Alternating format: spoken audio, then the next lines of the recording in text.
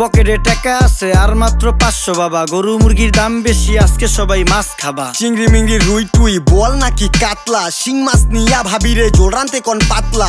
ইলিশ আসছে দিয়া দেই কালকে আবার বৈশাখ। বাপ সাপ দেখে আমগো মনে হয় কি লাট সাপ। গরিব মানুষের বৈশাখ, ইলিশ মাছ না পুঁই শাক। সিলভার কাপ না তেলাপিয়া, আমারে দেন পাঙ্গাস মিয়া। এই মাছ ধরতেও ঘিন লাগে হাত দিয়া। দেখছেন কি কয় হের লাগে গিনা।